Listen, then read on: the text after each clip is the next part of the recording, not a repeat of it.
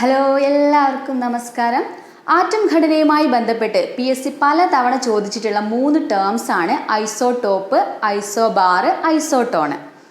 Okay, then SCERT NCERT ടെക്സ്റ്റുകളിലെ content കൂടി ഉൾപ്പെടുത്തിയിട്ടാണ് നമ്മുടെ ഈ ക്ലാസ് ഇന്ന് മുന്നോട്ട് പോകുന്നത്. അപ്പോൾ എൻ്റെ പേര് ലസ്ന. നമുക്ക് ടോപ്പിക്കിലേക്ക് കടക്കാം. ആദ്യമായിട്ട് ക്ലാസ് തുടങ്ങുന്നതിന് മുമ്പായിട്ട് ഒരു മൂലകത്തെ നമ്മൾ റെപ്രസെൻറ്റ് ചെയ്യുന്നത് എങ്ങനെയാണ്? എക്സ് എന്നൊരു മൂലകമാണെങ്കിൽ ഇവിടെ Z എന്നത് അറ്റോമിക് നമ്പറിനെയും A എന്നത് മാസ് നമ്പറിനെയുമാണ് സൂചിപ്പിക്കുന്നത്. എക്സ് എന്ന മൂലകത്തിന്റെ atomic number Z and mass number A. Atomic number എന്ന് പറഞ്ഞാൽ എന്താണ്? നമ്പർ ഓഫ് പ്രോട്ടോൺസ് അല്ലെങ്കിൽ നമ്പർ ഓഫ് ഇലക്ട്രോൺസ് ആണല്ലേ. ഇത് രണ്ടും എന്താണ്? സെയിം ആണ് അല്ലേ. ഇനി എന്താണ് മാസ് നമ്പർ? പ്രോട്ടോൺസിന്റെയും ന്യൂട്രോൺസിന്റെയും കൂടെ എണ്ണമാണ് മാസ് നമ്പർ എന്ന് പറയുന്നത്. ഓക്കെ, ദെൻ നമുക്ക് ഇനി എന്താണ് ഐസോടോപ്പ് എന്ന് നോക്കാം. നമ്മൾ പറഞ്ഞു ആറ്റം ഘടനയുമായി ബന്ധപ്പെട്ടിട്ടുള്ള ഏറ്റവും പ്രധാനപ്പെട്ട 3 ടേംസ് ആണ് ഈ ഐസോടോപ്പ്, ഐസോബാർ ആൻഡ് ഐസോട്ടോൺ.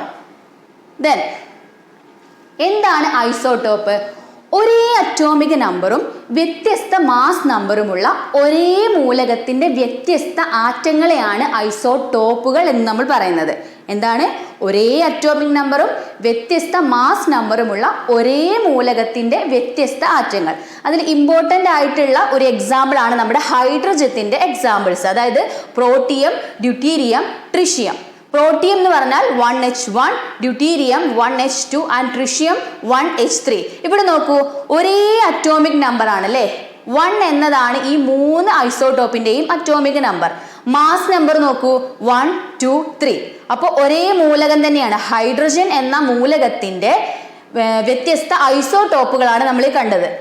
ഒരേ അറ്റോമിക് നമ്പറും വ്യത്യസ്ത മാസ് നമ്പറുമുള്ള ഒരേ മൂലകത്തിന്റെ വ്യത്യസ്ത ആറ്റങ്ങളെയാണ് ഐസോടോപ്പുകൾ എന്ന് പറയുന്നത്.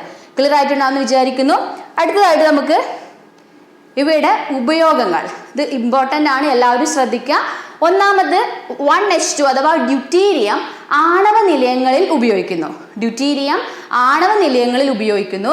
C14 എന്ന് പറയുന്നത് കാർബണിന്റെ ഒരു ഐസോടോപ്പാണ്. C14 എന്ന് പറയുന്ന കാർബണിന്റെ ഐസോടോപ്പ് ഫോസിലുകളുടെയും ചരിത്രാതീത കാലത്തെ വസ്തുക്കളുടെയും കാലപ്പഴക്കം നിർണ്ണയിക്കാനാണ് ഉപയോഗിക്കുന്നത്. ഓക്കെ, ദെൻ അടുത്തത് ഫോസ്ഫറസിന്റെ ഇമ്പോർട്ടൻ്റ് ആയിട്ടുള്ള ഒരു ഐസോടോപ്പാണ് ഫോസ്ഫറസ് 31. ഓക്കെ, ഈ ഫോസ്ഫറസ് 31 സസ്യങ്ങളിലെ പദാർത്ഥ വിനിമയം തിരിച്ചറിയാനുള്ള ട്രേസർ ആയിട്ടാണ് ഉപയോഗിക്കുന്നത്. ഫോസ്ഫറസ് 31 സസ്യങ്ങളിലെ പദാർത്ഥ വിനിമയം തിരിച്ചറിയാനുള്ള ട്രേസർ ആയിട്ട് ഉപയോഗിക്കുന്നു. അടുത്തത് അയഡിൻ 131 ആൻഡ് കൊബാൾട്ട് 60. അത് ഉപയോഗിക്കുന്നത് ചികിത്സാ രംഗത്ത് ക്യാൻസർ, ട്യൂമർ പോലുള്ള രോഗങ്ങളുടെ ചികിത്സയ്ക്കും രോഗനിർണയത്തിനു വേണ്ടിയിട്ടാണ് അയഡിൻ 131 ആൻഡ് കൊബാൾട്ട് 60 എന്നീ ഐസോടോപ്പുകൾ ഉപയോഗിക്കുന്നത്. ഈ ഓരോ മൂലകത്തിനും ഒരുപാട് ഐസോടോപ്പുകൾ ഉണ്ട്, പക്ഷേ ഇവയാണ് ഇമ്പോർട്ടൻ്റ് ആയിട്ട് യൂസ് ചെയ്യുന്നത്. ഓക്കെ, അടുത്തത് യുറേനിയത്തിന്റെ ഇമ്പോർട്ടൻ്റ് ആയിട്ടുള്ള ഒരു ഐസോടോപ്പാണ് യുറേനിയം 235. ഇത് ആണവ നിലയങ്ങളിൽ ഇന്ധനമായിട്ടാണ് ഉപയോഗിക്കുന്നത്. അപ്പോൾ ഏതൊക്കെ നമ്മൾ പറഞ്ഞു? ഒന്നാമത് പറഞ്ഞത് ഡ്യൂട്ടീരിയം ആണവ നിലയങ്ങളിൽ ഉപയോഗിക്കുന്നു. പിന്നെ കാർബണിന്റെ ഐസോടോപ്പായ C14 ഫോസിലുകളുടെയും ചരിത്രാതീത കാലത്തെ വസ്തുക്കളുടെയും കാലപ്പഴക്കം നിർണ്ണയിക്കാൻ ഉപയോഗിക്കുന്നു. പിന്നെ നമ്മൾ പറഞ്ഞു ഫോസ്ഫറസ് 31 സസ്യങ്ങളിലെ പദാർത്ഥ വിനിമയം തിരിച്ചറിയാനുള്ള ട്രേസറായിട്ട് ഉപയോഗിക്കുന്നു. ദെൻ അയഡിൻ 131 ആൻഡ് കൊബാൾട്ട് 60 ചികിത്സാ രംഗത്ത് ക്യാൻസർ, ട്യൂമർ പോലുള്ള രോഗങ്ങളുടെ ചികിത്സയ്ക്കായിട്ട് ഉപയോഗിക്കുന്നു. അടുത്തത് യുറേനിയം 235 ആണവ നിലയങ്ങളിൽ ഇന്ധനമായിട്ടാണ് ഉപയോഗിക്കുന്നത്. ഓക്കെ, അടുത്ത ഇമ്പോർട്ടൻ്റ് ആയിട്ടുള്ള വേറൊരു ഐസോടോപ്പാണ് കാർബണിന്റെ 3 ഐസോടോപ്പുകൾ. നോട്ട് ചെയ്ത് വെക്കുക, C612, C613 ആൻഡ് C614. ഇനിയും ഒരുപാട് മൂലകങ്ങൾക്ക് ഒരുപാട് ഐസോടോപ്പുകൾ ഉണ്ട്. അതിൽ ഇമ്പോർട്ടൻ്റ് ആയിട്ടുള്ളത് മാത്രമാണ് നമ്മൾ ഇവിടെ പറയുന്നത്. ഓക്കെ, ഇനി വേറൊരു പോയിന്റ് ആണ്, ഐസോടോപ്പ് കണ്ടെത്തിയത് ഫ്രെഡറിക് സോഡി. ആരാണ്? ഫ്രെഡറിക് സോഡി എന്ന ശാസ്ത്രജ്ഞനാണ് ഐസോടോപ്പ് കണ്ടെത്തിയത്. ഇനി 10 ഐസോടോപ്പുള്ള ടിൻ ആണ് ഏറ്റവും കൂടുതൽ ഐസോടോപ്പുള്ള മൂലകം. അതായത് ടിന്നിന്റെ പ്രത്യേകത എന്താണെന്ന് വെച്ചാൽ ടിന്നിന് ഈ 10 ഐസോടോപ്പുകളും സ്ഥിരതയുള്ളതാണ്. സ്ഥിരതയുള്ള 10 ഐസോടോപ്പുകളുള്ള മൂലകമാണ് ടിൻ. അപ്പോൾ ടിന്നിന് 10 ഐസോടോപ്പുകൾ ഉണ്ട്, അത് സ്ഥിരതയുള്ളതാണ്. ഓക്കെ, അടുത്തത് പ്രപഞ്ചത്തിൽ ഏറ്റവും കൂടുതൽ കാണപ്പെടുന്ന ഹൈഡ്രജൻ ഐസോടോപ്പാണ് പ്രോട്ടിയം അഥവാ 1H1. നമ്മൾ പറഞ്ഞു പ്രോട്ടിയം 1H1 ആണ് പ്രപഞ്ചത്തിൽ ഏറ്റവും കൂടുതൽ കാണപ്പെടുന്ന ഹൈഡ്രജൻ ഐസോട്ടോപ്പ്. ഇനി റേഡിയോ ആക്റ്റീവ് ആയിട്ടുള്ള ഹൈഡ്രജൻ ഐസോട്ടോപ്പാണ് ട്രിഷ്യം 1H3. ട്രിഷ്യമാണ് റേഡിയോ ആക്റ്റീവ് ആയിട്ടുള്ള ഹൈഡ്രജൻ ഐസോട്ടോപ്പ്.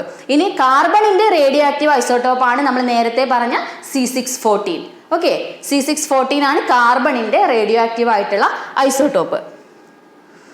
അപ്പോൾ ഐസോട്ടോപ്പുകളെ കുറിച്ച് മനസ്സിലായിട്ടുണ്ടാവുമെന്ന് വിചാരിക്കുന്നു. ഇനി എന്താണ് ഐസോബാർ?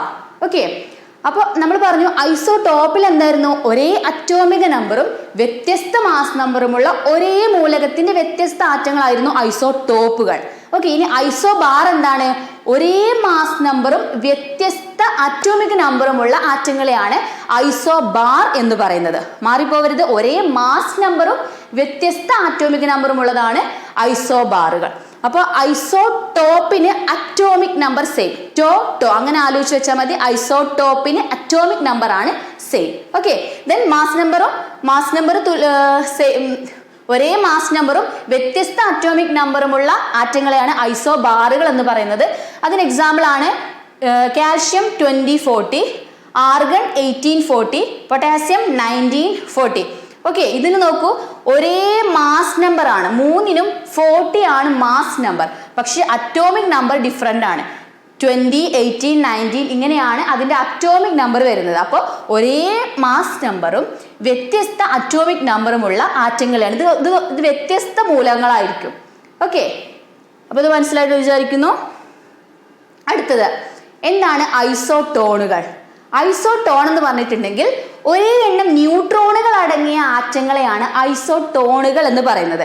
അപ്പൊ നമ്മൾ എങ്ങനെയാണ് അത് കണ്ടുപിടിക്കുന്നത് നോക്കാം. ഒരു എക്സാമ്പിൾ പറഞ്ഞിട്ടുണ്ട്, N715 C614. ഇവിടെ നോക്കൂ, ഇവിടെ 7 എന്ന് പറയുന്നത് അറ്റോമിക് നമ്പറും 15 എന്ന് പറയുന്നത് മാസ് നമ്പറുമാണ്.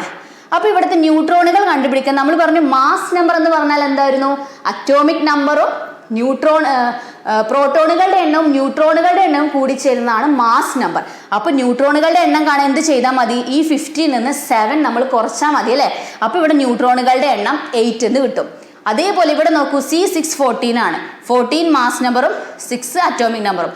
14 - 6 ചെയ്താൽ നമുക്ക് 8 എന്ന് കിട്ടും. അപ്പോൾ ഈ രണ്ട് ആറ്റങ്ങൾ എന്ന് പറയുന്നത് ഐസോടോണുകളാണ്. കാരണം എന്താണ്, ഒരേ എണ്ണം ന്യൂട്രോണുകൾ അടങ്ങിയ ആറ്റങ്ങളെയാണ് നമ്മൾ ഐസോടോണുകൾ എന്ന് പറയുന്നത്. അപ്പോൾ അടുത്ത പോയിന്റ്, ഈ ഒരു പോയിന്റ് നിങ്ങൾ നോട്ട് ചെയ്ത് വെക്കുക. ഐസോബാറുകളും ഐസോടോണുകളും വ്യത്യസ്ത മൂലകങ്ങളുടെ ആറ്റങ്ങളാണ്. കണ്ടോ, വ്യത്യസ്ത മൂലകങ്ങളാണ് കാർബൺ, നൈട്രജൻ. പിന്നെ അതുപോലെ തന്നെ ഇവിടെ കണ്ടോ, വ്യത്യസ്ത മൂലകങ്ങളുടെ ആറ്റങ്ങളായിരിക്കും ഐസോബാറുകളും ഐസോടോണുകളും. പക്ഷെ നമ്മുടെ ഐസോടോപ്പുകൾ എങ്ങനെയായിരുന്നു, ഒരേ ആറ്റങ്ങളായിരുന്നു അല്ലെ, ഹൈഡ്രജത്തിന്റെ തന്നെ ആറ്റങ്ങളായിരുന്നു ഐസോടോപ്പുകൾ. അപ്പോൾ ഇത്രയുമാണ് ഇന്നത്തെ ക്ലാസ്. എല്ലാവർക്കും ഇഷ്ടപ്പെട്ടു എന്ന് വിചാരിക്കുന്നു, എല്ലാ കാര്യങ്ങളും മനസ്സിലായെന്ന് വിശ്വസിക്കുന്നു. അപ്പോൾ അടുത്ത ക്ലാസ്സിൽ കാണുന്നവരെ നന്ദി, നമസ്കാരം.